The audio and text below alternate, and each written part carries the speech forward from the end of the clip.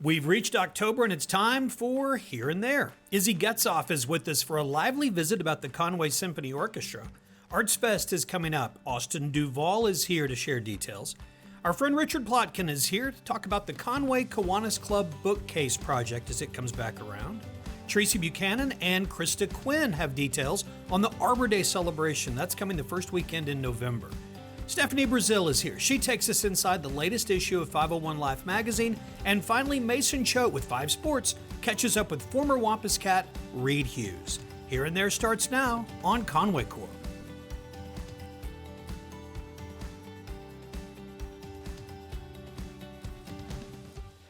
We are glad to be joined by a man that you have probably seen in action. I know I've seen in action, but it's great to finally meet and have Izzy Getzov on our show. Thank you for being here.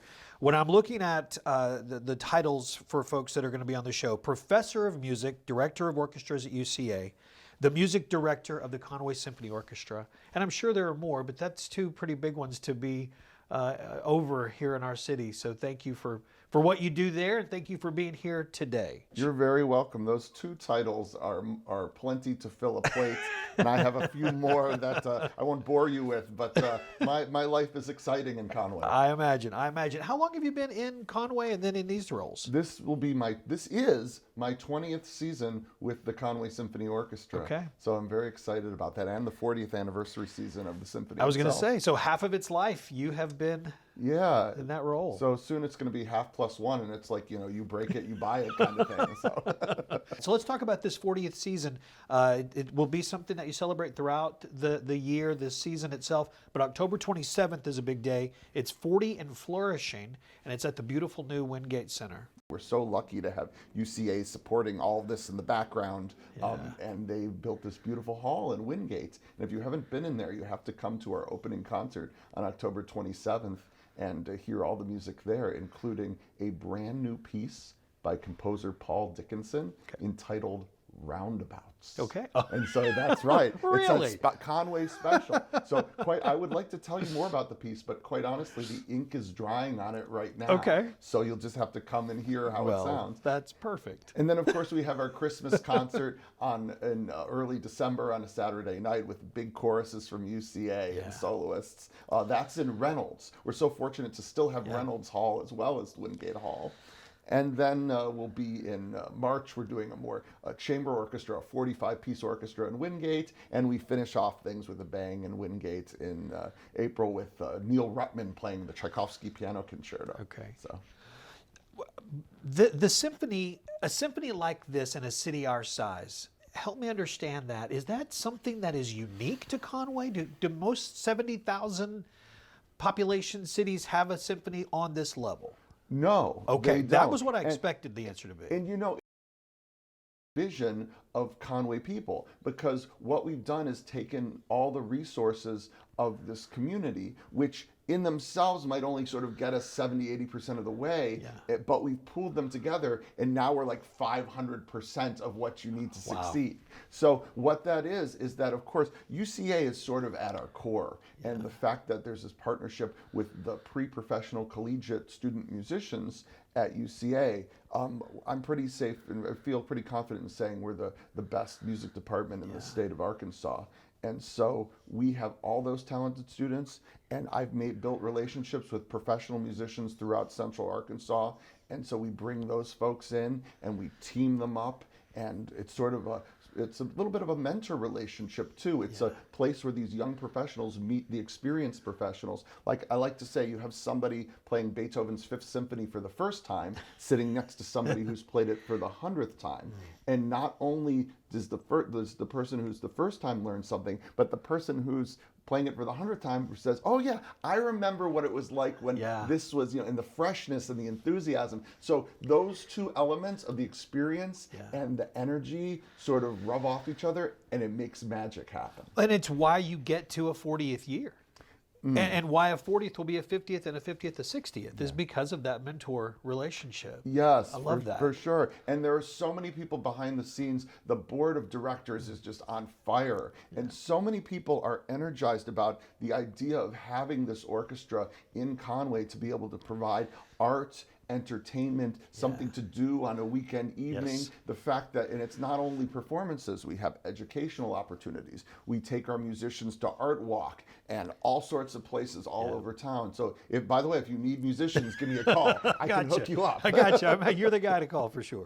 Well, Izzy, thank you for being here and talking about what we've got coming up for this season. I want to have you back on after the first of the year to talk more specifically about some events that are coming up in the spring that I think families will definitely be interested in. So, love to do that. Thanks so much. Thank you, Izzy. Appreciate you.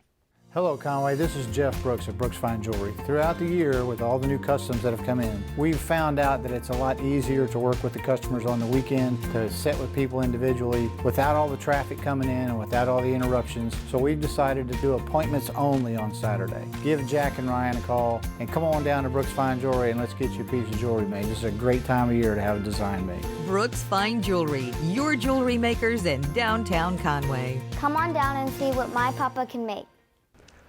Hi, I'm Reese Martin, and I'm the Chief Plant Operator of Conway Corp's Water Treatment Plant, and this is how I work.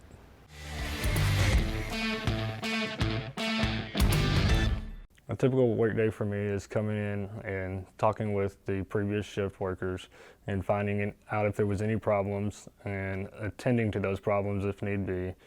And then from there, I make rounds, checking all chemical feeders, make sure they're all working properly, and running the SCADA system to adjust rate chemical feeds. The biggest challenge with my job is trying to outguess how much water the city's going to use. There's no chart that you go by.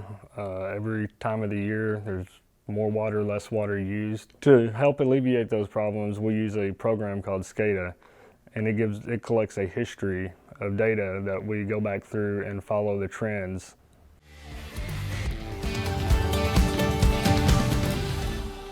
So there's an event coming up the first weekend in October that I think you're going to want to be a part of. I'm excited about this. It is the CAFTA Artsfest that's going on, and we've got Austin Duvall with us. He is the co-chair of the Artsfest, as well as a lot of other roles that you play with CAFTA. So thank you for being here, first of all. I think before we get into the event itself, let people know what CAFTA is and that the importance and the role that it plays in the city. Sure, thank you. So Conway Alliance for the Arts, or CAFTA, is a 100% volunteer-run nonprofit in Conway. Okay. So we're a registered 501c3, and we've existed since 2007.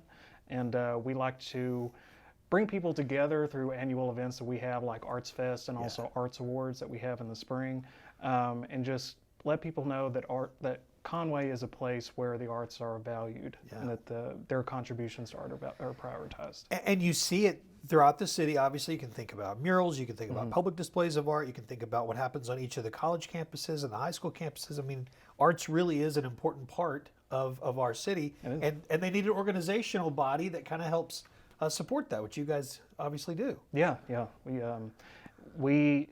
We have a lot of working relationships with different arts organizations in Conway, and Artsfest specifically is a time where we can all be together outdoors for one last time before it starts to get too cold. Yeah, I was going to say October 5th is kind of a sweet spot as far as weather goes, so that's good. Yeah.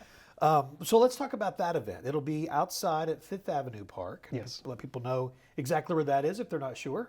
So if you are driving down Oak Street and you're going to get on the interstate as if you were going to Little Rock, it's that turn off right there, I believe by Harris Funeral Home, but just down the road. It's in the middle of several neighborhoods, but it's we really like that spot because it's such a underutilized park out of all the parks in Conway, and there are so many families who already live in that area. They just like to walk over and have a good time, and we really like having it there. It's a park that I think everybody knows it, but they didn't know what it was called. And so this is good. That's true. So that is Fifth Avenue Park. Yes, it is on Fifth Avenue. So what will they find when they're there that day? So we're going to have all of the pavilions will be under our control for those hours, 10 a.m. to 2 p.m. So we're going to have several tables set up with CAFTA and other arts organizations and other organizations like the Faulkner County Library. They'll be there.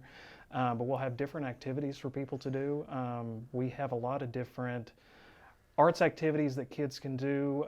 Everything is free. You don't have to bring your own supplies. You're more than welcome to, but you don't have to. But like tie-dye, different kinds of painting, clay, button making, and then we're also going to have performances set out on the lawn and the stage. We've brought a stage this year. The performances we have lined up for this year include the Lantern Theater, UCA Improv, the Conway High School Orchestra, Conway Symphony Orchestra. They're going to have a petting zoo, like they like to call it, so kids can come up and actually get a chance to play with a cello or a trombone with actual musicians there to show them how to use it. They call that a petting zoo? Yeah, they do. Oh, I love it. Yeah, we've had that the past 2 years, and that's probably my favorite thing. Okay, Lots of kids I like love that. But we have a number of performances. Oh, and the Marguerite Van Elementary School Choir that will be singing as well. Where did this passion come for you?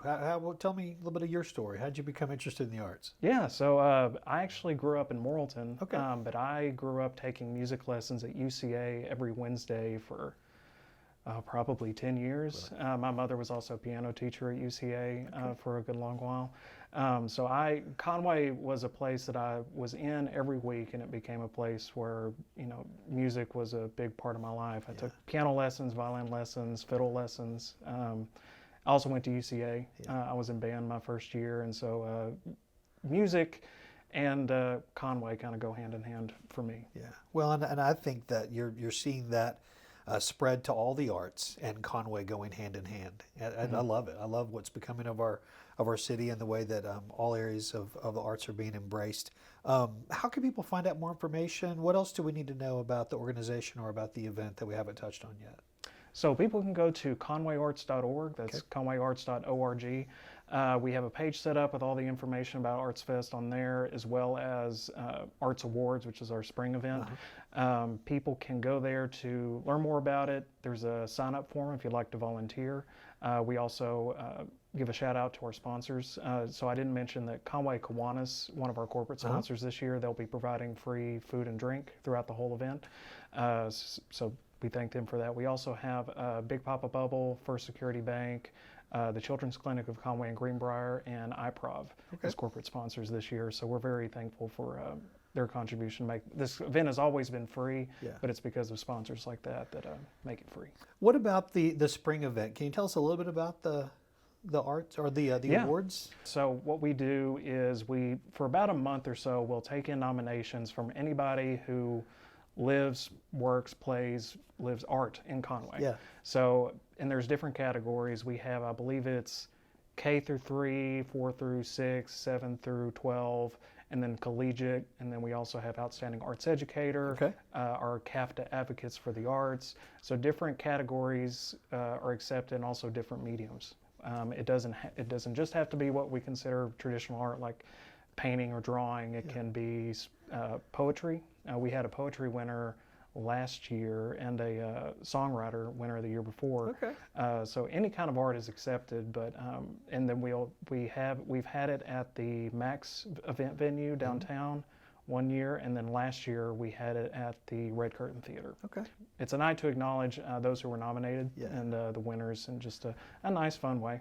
Yeah. Very good. All right. Well, we'll find more information about that on the website as well. All right. Very good. Thank you for being here. Thank you. Very for interesting. having me. Appreciate you.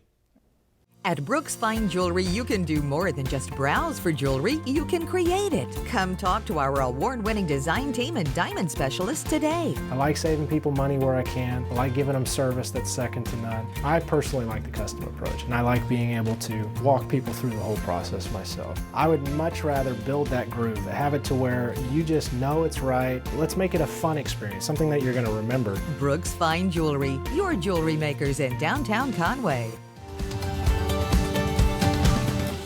Glad to be joined by Richard Plotkin. He is the chair of the Conway Kiwanis Club Bookcase Project. Richard, good to see you again. Nice to see you, Jeff. Thank you for being here. And this is something that has been a staple of our community for a very long time. And I think that's kind of probably where we need to start is let's make sure for those handful of people that may not know about it, what the project is. What is the Bookcase Project? Okay, we actually are a child literacy project. And we do this by awarding 50 very, very nice bookcases each year to 4- and 5-year-olds from Head Start, and they also get a starter set of books. Okay. And so it's the young kids that we're trying to get them excited about reading. And I know I've learned through our conversations that one of the things about these bookcases, not only are they wonderfully made, I mean, they are sturdy, good quality bookcases, but they also have their name on them. And that's a really important thing because it's something that they own. It's something of theirs that they can take pride in. And we encourage them. We give them a starter set of books, and we encourage them to just fill it up as over the years. Yeah. And we would think that some of these children we've helped out in past years still have the bookcases. Absolutely, I'm sure they do, and pass them along as they have Sure. kids of their own, possibly someday. Obviously, something like this isn't free. We need to get money raised and sponsors, and so take us down that path. Okay, well, we do have corporate partners that help with in-kind and cash donations, and those are Conway Corporation and Verco Manufacturing, Centennial Bank, Nabholz. Nabholz Corporation actually builds the bookcases at a very discount for us. We also have a banquet annually, and that is, I consider it kind of a rainy day thing. Yeah. We try to bring in additional cash just for a rainy day. We had a very long rainy day during the pandemic. Yes, we did. And we were very happy to have reserves in our bank account to get us through, because we didn't have the banquet for 2 years, but we still gave out the bookcases every year. And so the banquet is another way that that money is raised, and that is coming up November 12th at Bob and Betty Courtway Middle School. What will happen that night? Okay, that night, well, there will be a barbecue from Corky's, and we're going to have entertainment, but our keynote speaker is Kathy French. Kathy is executive director of Our Kids Read.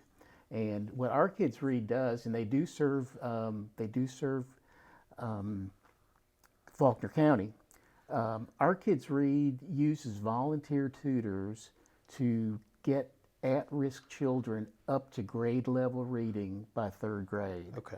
And that's an important point to make, because it's been shown that children who are not reading at grade level by the end of 3rd grade have a difficult time closing the gap over the years. And that type of thing can turn into adults who are challenged with literacy. Yeah. So we try to catch them early with the Bookcase project. We're talking 4 and 5-year-olds. If we can go ahead and get them started with a love of reading at that age, we hope that by the time they get to 3rd grade, they're reading 3rd grade. Well, and then not only are you encouraging them and teaching them, and they're learning to read at such an early age, but then you mentioned it's the importance of adult literacy, Yes. and it's the importance of them as adults, and it's not generational at that point. They're making sure that their children are able to and are loving reading. Absolutely. If I can just refer to my notes Yeah, here, no, I want to make sure I please. get this right. According to the U.S. Department of Education, 48 million adults, that's 48 million in the United States, cannot read above a 3rd grade level. So you think about that. Wow. And there's a cost to that. Well, there are many costs to it, but there's an economic cost. And according to the Barbara Bush Foundation for Family Literacy, raising all adults to the equivalent of 6th grade reading would add $2.2 trillion in income to the United States economy. Okay. Well, that's worth Absolutely. making this happen. Those are shocking figures. Yeah, absolutely. So, I mean, we're just one of several initiatives that have to work together. This is not a one fix by one organization. Yeah. It truly is a shared responsibility by the corporate sector, by the parents in the homes, by schools, and all have to work together to make sure these children are reading at grade level. Well, one of the ways that people who are watching this can help are by buying tickets and coming to this event. So how much are tickets and how do they get them? Okay, we try to keep tickets reasonable. They're $25 Okay. for a seat, and people can also buy a table of 8 seats, a sponsor table for $250. That comes with reserve seating and also promotional benefits. So we try to promote our sponsors in social media. There's going to be a slide presentation at the banquet, and our sponsors will be listed in the slide presentation. Very good. Thank you for being here, and thank you. And I know Mr. Davidson obviously kicked this off a long time ago. He did. And he's still at it. And he's still at it, yes. And he will be at the banquet. Okay. So he will always have a role in this as long as he's able to. All right. Well, Richard, I appreciate you coming by. Thanks, Jeff. Thank you. Hello, Conway. This is Jeff Brooks at Brooks Fine Jewelry. We service over 195 jewelry stores nationwide. Anything and everything you ever wanted to make in jewelry is available to you right here at Brooks Fine Jewelry. We're a family-owned business. We want to make parts and pieces for your family. Make your appointment today. Bring your time, bring your ideas, and bring the excitement. Let's make something for your family that's special. Brooks Fine Jewelry, your jewelry makers in downtown Conway. From our family to yours, come and create with us. Arbor Day is coming up, and we have got special guests with us who are going to help us understand about some events that lead up to the Arbor Day Festival, but then also that day itself. Treci Buchanan and Krista Quinn are with us on Here and There. Thank you both for being here. So let's talk Arbor Day, the event. Let's begin there. Tell me about it. When is it? Where is it? All of that. Then let's dive in. So Arbor Day is actually the first Saturday of November annually. So this year it's November 2nd.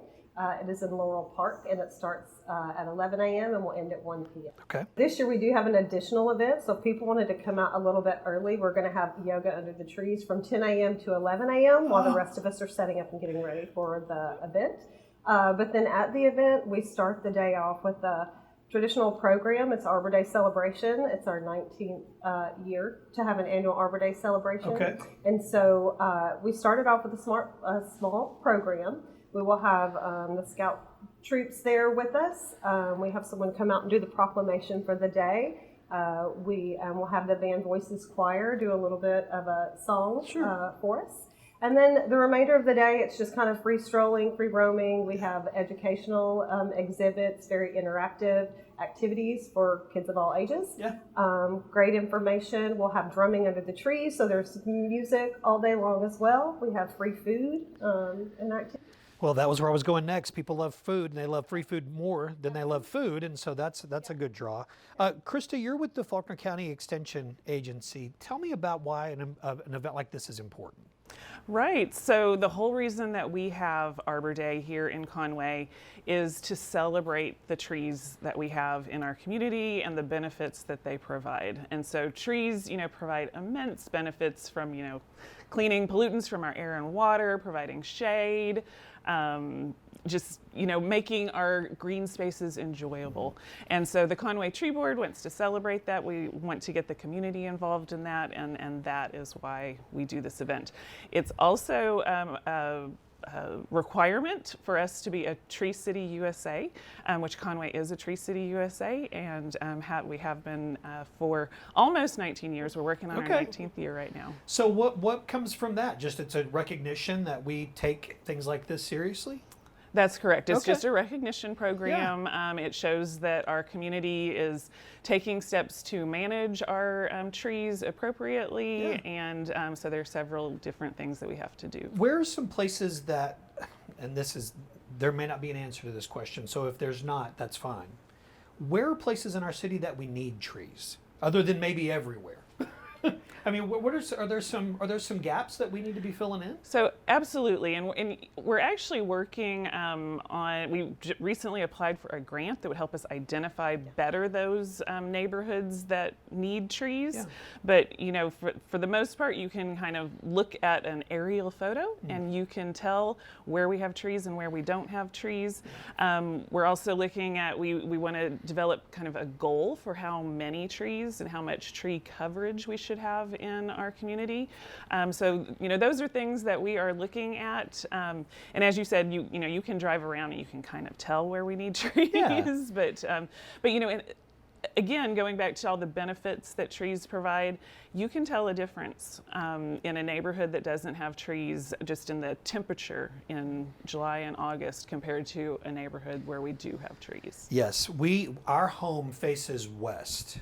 And I need a tree that was planted 40 years ago in my backyard. Right. But what do they say? Now, the best time to plant a tree was whenever, but the second best time is now. Do it now. Yeah. Do Absolutely. it now. Where do people, go ahead. Well, I was going to say there are faster growing trees, so sometimes it doesn't take 40 years to get a large enough tree. That would be great. In some instances. Yeah. Because it gets hot. Yeah.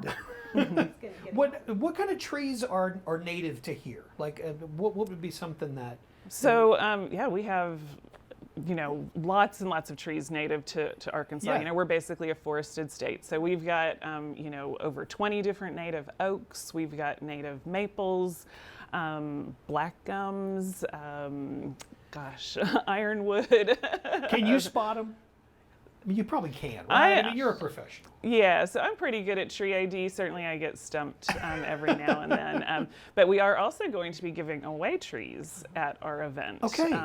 So, we're going to have a tree giveaway as part of the Arbor Day Festival. And these are nice 3-gallon potted trees, so bigger trees that we have 100 trees to give away. Okay.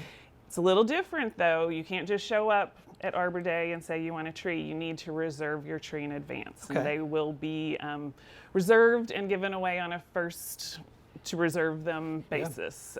So when we run out, we run out. But residents can go to our social media accounts for more information about how to register. It's an online form. Okay. And so that's Conway Trees on Facebook and Instagram. All right, very good. We'll include that on the bottom of the screen here too. I know that there's a photo contest. Yes. How long is the photo? Because it will end, because you announced the winners at Arbor Day at the festival. So how long do people have to get there? That will begin October 1st and will run Okay. through October 25th. Okay. And that's just in time. We always have the winners are actually hung in public spaces around Conway. Nice. And so people can enjoy. So if there was someone who wanted to be involved beyond coming to the Arbor Day festival that day, how could people get involved? Sure. So every year the city has open enrollment for all boards and commissions. That opens up October 1st through October 31st. And any resident can go through and nominate themselves or someone who they think would be a great representative for the board. Okay, so that's happening right now, really, not Starts the month of next week. October. Yeah. How do people do that? Is that on the The city's city website? they'll share on their social media, and then we will also cross-share that information as well.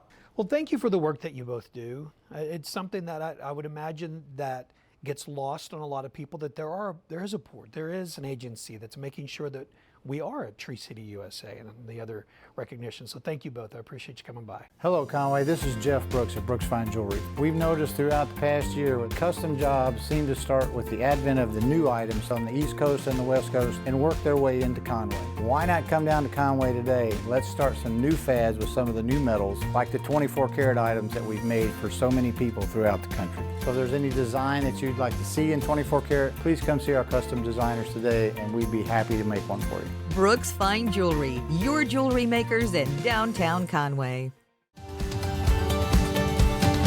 Here and There continues now with Stefanie Brazile. She is the editor and co-owner of 501 Life magazine. She's with us every single month. And you always bring us the cover. We get to see it. And I'm afraid this may be my favorite one ever.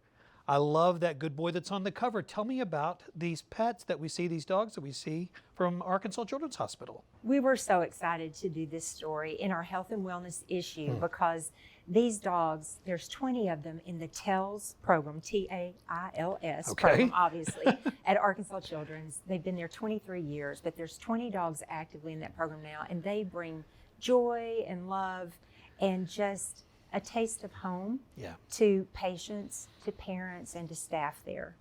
So I know that one of the things that the kids do, the patients do, is that they collect trading cards from them. Tell me about that. So like the dog on the cover, Stan, Yeah. he's one of the dogs, of course, that has a trading card. Okay. And on the front, you see their very cute image, and on the reverse, you see their favorite treats, some of the tricks they can do, and other little personal facts. Yeah. And the kids do like to collect them. Some of the dogs even have coloring sheets that they leave behind. And so many of the parents there say that that's the first time they've seen their child smile that day. So it kind of brings that feeling of normalcy and a pet to the room.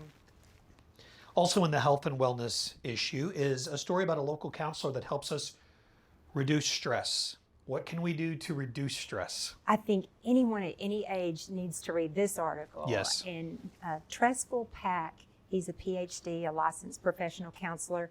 He tells us to do things like relaxation, and he gives specific relaxation techniques. Practicing gratitude, so being grateful, listing things that you're thankful for. Being nice to yourself. He gives some specific ways you can do that, like after you've worked 8 hours, take a break, do something that you enjoy, do something that's fun to you, not go to the grocery store right after you get off work, right? And also eliminate stress, sources of stress if you can. And then ultimately, if you still need some help, you can seek counseling to help you see your life a little differently. There is a community here that is growing, and it's the cycling community. The Conway Cycling Project is working to recycle bicycles. Not easy to say. Tell me about that. Formerly known as Bike Share and Repair, they've moved into a larger location at 1820 Old Morrilton Highway. Okay. And they do receive any kind of bike from people, even if it's parts of a bicycle. And then they put all that together and create great bikes, and they give those to kids up to age 16. Any child who needs a bicycle up to age 16 can walk in, walk out with a bike. At 16, they say, please volunteer 3 hours and you can have this bike. Yeah. And so it's a wonderful program, a lot of dedicated people. We're excited for them to have more space. And they also do have a few items for sale, and they accept donations. But it also helps people who need transportation for college and don't have a vehicle. People who don't have a home or vehicle, they can use the bicycles as well. So they're helping a lot of different programs in our city. The Conway Cycling Project. Very cool. Look forward to learning more about them. Rise House, an organization that helps women who are escaping domestic violence. Tell us more about this very important work that they're doing. These organizations are nestled around our state, quietly tucked into neighborhoods where they can try to keep people safe. They also help children that come to the shelter with the women. And Rise House was formerly Women's Shelter of Arkansas here. And they also have a very comprehensive program that's helping those women rebuild their lives, not only financially, but emotionally, and learn how to not get into a situation again that is unsafe. They're going to have a masquerade ball October 24th, and so we just wanted to let everybody know about that if they want to support them. But my daughter works at a domestic violence shelter in another part of the state, and I've learned from her, of course they can't tell any specific locations, but these safe houses are really tucked around in communities, and they do such important work. So we just wanted to shine a light on them.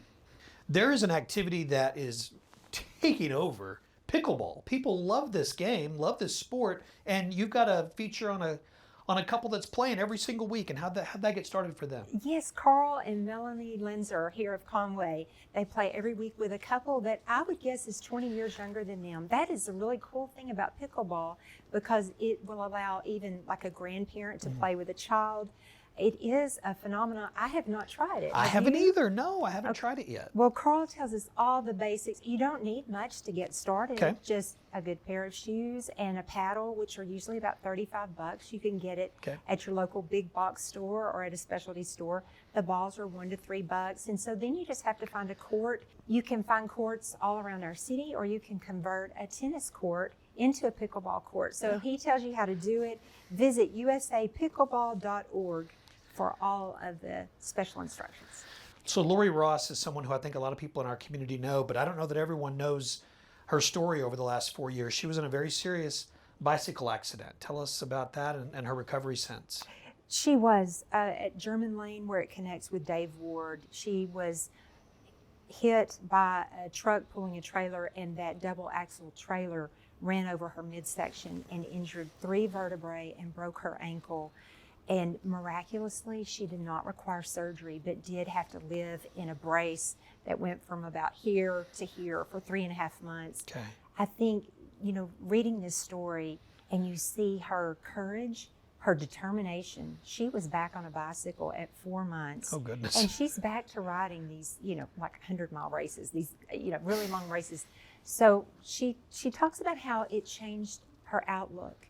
She changed her, what she values, where she gives her time, things that she will always say yes to, like if she's asked to do something at church. It just changed things for her, but she's a really remarkable lady and with a miracle story. Yeah, without question. Superior Health and Rehab, those folks have done great work for a really long time, and I love this. They're honoring some kids who have been volunteering there. It's a really sweet program called Forget Me Nots. Okay. So about 13 kids volunteered a lot of hours there over the summer. One child gave 109 hours. And these kids look to me to be elementary to middle school age. Okay. I know it's got to be so meaningful to the people who live there or are there for rehab. Sure. And so they did. They honored those kids, and the director there, Vicki Kirkemeyer, said, you know, she wants those kids to come out anytime they have a break from school because they bring a lot of joy and lightheartedness to the facility. There's probably a lot of energy also to just kids being. Yeah, and laughter. Absolutely. The Rotary Club honored 3 first responders with an annual award, and the first responders, they deserve all the awards. So tell me about them. You know, the Rotary motto is service above self, and that's what they've named these awards. And they do this each year around the time of 9/11. Okay. And so the men that they honored this year were Fire Captain Stuart Wilcox, Sheriff's Department Officer Zachary Cooley, and Police Officer Joey Ballantyne. Okay. And I think that encourages wellness, because Yes. when people feel appreciated or they feel like the sacrifices they make are seen, you know, that always helps all of us. Yeah. To do our best, to give a little more, and that's what makes Conway a great place to live. Absolutely. The magazine's on newsstands, and Yes. where do they find it online? 501lifemag.com. Very good. All right, Stephanie, thank you. Thank you. Thanks. You don't wake up thinking about internet speed, electricity, reliability. Your mind isn't on advanced treatment facilities or customizable systems. You don't have to think about any of these things, because we do. Conway Corp. Always on.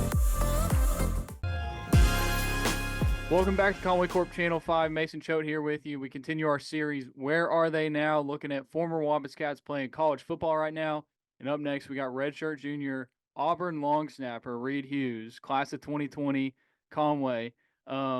Reed, we got to start, though, because the last time, between the time that you left Conway and went to Auburn, your dad has become the athletic director. So what's that like to have your dad as the AD of the Wampus Cats? Man, I'm just proud of him. You know, he's been in the Conway program for 22 years now. You know, I'm 23 years old, so it's been 22 years. And he's worked his way from the bottom to the top. And, you know, as a former Wampus Cat, you know, I'll always be a Wampus Cat, to see him just work through the levels and, you know, keep at it, it's inspiring. And, you know, from a father-son perspective, he's setting a good example for me of, you know, if you work hard enough and where you're at, doesn't matter your situation, you can get to where you want to be. And I'm just proud of him, man. It's something that he's always dreamed of, and he's gotten there, and it's really cool to see. Now, I don't realize, I don't think a lot of Arkansas people realize that when the Razorbacks were playing Auburn, it was an Arkansan, you know, as a long snapper for the Tigers. You know, what's it like, you know, playing your in-state team of the Razorbacks, but also, you know, you're playing SEC football. Not a lot of former Wampus Cats go and play in the SEC. Right. So, you know, the games like the Iron Bowl, to me, being at Auburn, huge. When we play UGA, huge. But, you know, playing Arkansas always means a little bit more to me. And so when you see the Arkansas across the sideline, you know, I always just have a little bit more fire in me, want to stick it to them a little bit. You know, all my buddies back home, they love to chirp at me when we're playing each other. And so it does mean a little bit more, and I'm extremely blessed to get this opportunity. You know, every week I jog out on the field and to be in a stadium like Jordan-Hare, and I get to run out of that tunnel, turn around, and look at a packed stadium. Man, God has truly blessed me, and I'm just thankful. I'm very thankful. So I feel like you kind of quietly committed to Auburn, and then you went there and you were reserved your first few years. And then last year you kind of earned the starting job. Now you're the guy as a long snapper. Walk us through that process of, you know, going to Auburn as this guy from Conway, Arkansas, walk on, and now you're the starting long snapper for the Tigers. Yeah. So, I took an unconventional route, for long snapping, that is, I guess, because you see it nowadays. It's all about camps and going to these pay your money and get your ranking camps. I really just kind of taught myself how to snap. 10th grade year for Conway, I was 160 pounds wet and 5'9", and I thought, well, I'm not really going to get much of a shot at linebacker at this weight, so I got to teach myself to do something to get on the field. So I started learning how to long snap. Thankfully, going into my junior year, I put on about 30 pounds and grew about 4 inches, so I got a shot at linebacker. But I kept developing that skill of long snapping, and I think teams kind of saw that I could be dynamic a little bit and cover down the field and snap the ball. And so I just provided a little bit of an edge there. And, coming here as a walk-on and being 8 hours away from home, it was tough because, in a lot of cultures, you just kind of look over the walk-ons and that's true at a lot of places. But I found my niche and, I got in with a good group of guys and I started earning respect. And then the snapping came along with it. You don't just earn respect and get a playing spot, but I worked on my craft and I got better at it and I earned the spot and I haven't looked back, man. And it's been so much fun. I can't lie to you. My first year playing last year, jogging out on the field, it's nerve wracking. You're playing in front of those intense crowds and it is nerve wracking, but it's so much fun, man. It's been so rewarding. Yeah. So you talked about how you grew into being a linebacker at Conway. Now, on your Auburn profile, it says that you had 170 tackles your senior year. You were a 2-time All-State performer, so we got to mention that. Did you actually have 170 tackles as a senior? I did. That's crazy, dude. And I want to say the number's at 177, but we might have to update the website. But okay. Yeah, no, it was senior year. We had me and Parker Prock on the inside linebacker duo, and man, we were thumping people. That was a lot of fun. I miss playing defense so much. I do. So, I also noticed that you changed your number from 61 to 44, which is what you wore at Conway. I assume there's a reason behind that. What does the number 44 mean to you? Well, first things first, 44 just looks a million times more athletic than 61 does. My sophomore year, I got a chance to run down on kickoff against Western Kentucky. So I think when they saw a guy in number 61 on kickoff, they just kind of thought to themselves, I don't need to block this guy. He's number 61 for a reason. And, I might have proven them to be right, but I wanted to get back to 44, 1, to look more athletic. And 2, it just, it meant a lot to me in high school, and I just feel comfortable in it. So you told me before we started recording that you keep in good contact with your friends from Conway. How often are you talking to guys maybe who also played for the Wampus Cats, but coming back to town? How often are you back in town? Stuff like that. Yeah, I don't get to come back as much as I'd like. I don't get to make just weekend trips because it's a good 7.5, 8 hour drive sometimes. But I'm playing video games with James Hicks and Will McKenna almost every night, and my buddies Will Hogue and Creed Bean and all those guys. I love getting back with them when I come home. So, I still got my Conway roots about me, and I still bleed blue. So James Hicks, who's playing minor league baseball now, I can't help but remember you were probably the best player on some of those Conway baseball teams. What kind of baseball offers did you have? I disagree with that, man. I disagree with that. I played with guys like Jordan Wicks and James Hicks and Cade Tuckers and all these guys. Now, I'd say I have a better bat than all of them. I'd better than James and Jordan, and I'd like to have that on record. But I didn't have many baseball looks coming out of high school. I think baseball is more of a you got to go to those camps and really commit to it. And so, like I mentioned earlier, my sophomore year, I I started on the varsity team for baseball, and we kind of sat down and we were like, all right, well, you kind of need to start deciding, are you wanting to take the baseball route or you want to take the football route, because you need to focus in on one. I wasn't saying that I was going to quit one of them, but I was going to focus in on one and try to make it to the next level. And at that moment, it's like, well, I'm a sophomore starting varsity in baseball, and I don't really have the size for football right now, so I guess I'll focus in on baseball. And then the Lord had other options for me, other plans, and yeah, no really looks for baseball at a high school, but I do miss it sometimes. Yeah. So since you've been at Auburn, you've kind of you're the character guy now on the socials. If you look at the socials, you got Running with Reed. How did that come about? And for those listening who maybe don't know what it is, you kind of explain what you do with that. Yeah, so I've always been into the media world a little bit. In high school, I did the sports breakdown, the halftime sports report for the Conway Court broadcast. That's back when I had my mullet and everything, and I was in my prime. But I've always been into the media world, and I would always go to our media team and be like, hey, I got this idea for a video y'all could do. I think that'd be pretty funny for the fans.